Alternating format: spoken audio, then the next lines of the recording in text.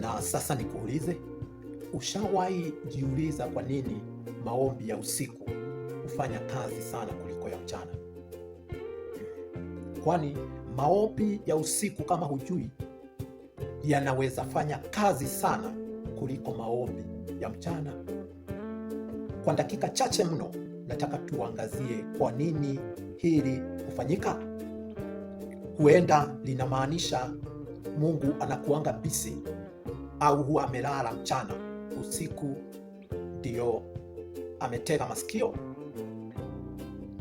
Na bila kupoteza muda, jambo la kwanza ambalo husababisha maombi ya usiku yajibiwe kuliko maombi ya mchana ni kwa sababu usiku huwa ni wakati ambao umetulia. Hamna mambo ya kuyasubua mawazo, na hivyo mawazo yetu kama wanadamu huanga imetulia wakati wa usiku, na hivyo muombaji ataomba akiwa hamna mambo ya kumsubua. Atakuwa na utulivu wa kutosha ambao utasaidia mawazo yake kuconnect vizuri na mbingu.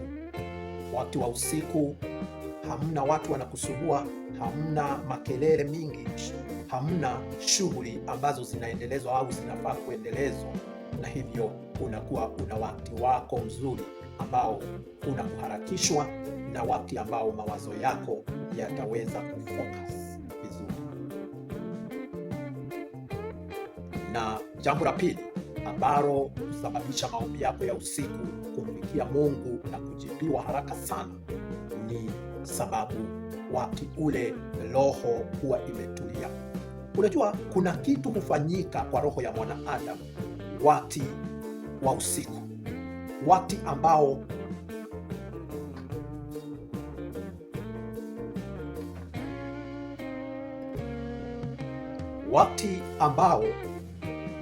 mtu ameweza kutafakari, ametuliza mawazo, na ule wakati mawazo ya mwanadamu inakuanga iko tayari kukubali na kunyenyekea na kufanya kinachohitajika.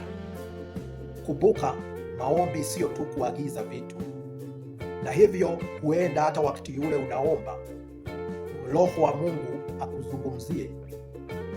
Na wakati wa usiku watu wengi huwa rahisi kubadilisha, kukubali maagizo ya Roho Mtakatifu wa Mungu, na hivyo unapata ya kwamba roho ya mwanadamu wakati ule imenyenyekea, haina madaha na iko tayari kusikiza na kufanya kulingana na maagizo.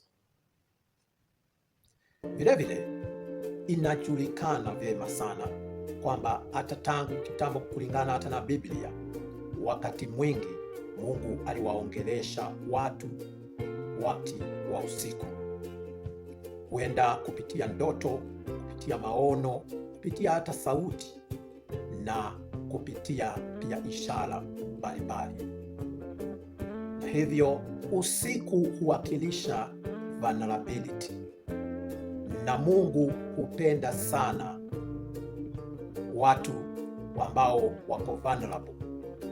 Mungu hupenda kujidhihirisha, kuwasaidia, kujionyesha kwa wale watu ambao hawana uwezo sana, hawana umaarufu sana, hawana mambo makubwa, wale watu ambao wamebondeka, roho zao, nafsi zao zimebondeka, watu ambao wanahisi kwa kweli wanahitaji msaada, watu ambao wamehisi hawawezi jisaidia wenyewe, wanahitaji Mungu awashike mkono. Mungu hufurahia sana afanyapo kazi na watu kama wale, na vilevile anafurahia kujibu maombi yao, kwani ni watu walio wanyenyekevu. Na vilevile anga ya kiroho kidogo huwa tofauti wakati wa usiku. Ndio unasikianga hata mapepo na waabudu shetani wanafanya shughuli zao sana wakati wa usiku.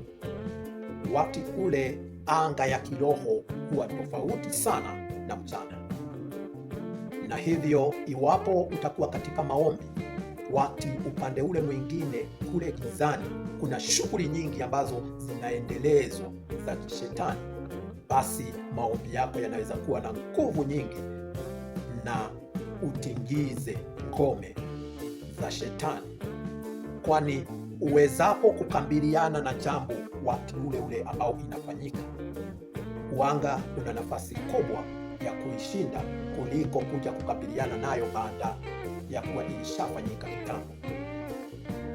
Na hivyo basi, sababu sugu ambayo huyafanya maombi yako yajibiwe haraka sana wakati wa usiku, sio sababu ndio wakati Mungu ameamuka au ndio mbingu iko active, ndio inachukua faili za maombi ikiangalia, ikijibu, ikikataa, ikisema subiri.